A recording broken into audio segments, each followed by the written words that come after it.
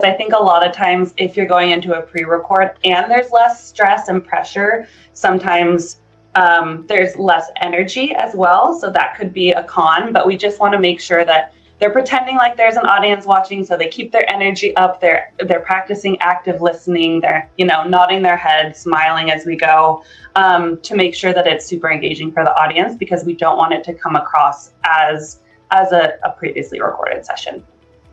Yeah. And I think another piece I'd add, absolutely pretending that it's live, and also just maintaining contact with, with the camera here. I think that's just a general best practice. I think sometimes folks will have a tendency, whether they're referencing some data points, or they're looking off to the side, or they're looking at fellow speakers. And I think looking at fellow speakers is right. But when you're actually, presenting and speaking, just a general best practice is, make eye contact with the cameras. That's the other piece I would add. Yes, 100%. And then going back into the idea of this is video content we're creating, and the better you can make that video content, the better off you will be long term. Because think about all the ways you can use this post webinar too. So great advice there. Love it. So we've talked a little bit about making speakers comfortable. What other advice do you have around ensuring your speakers have the best experience or comfortable presenting on your webinars?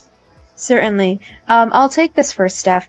I think whether it's a pre-recording or it's live, one thing that I would recommend is starting, of course, with making the ask to the speakers.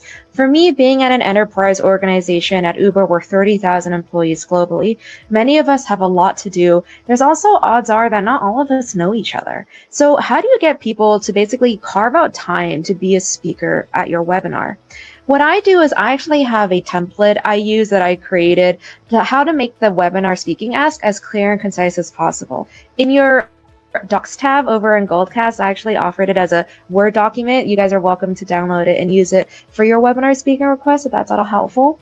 The idea with how I crafted the message is you want to anticipate any and all questions that you would get in this initial message.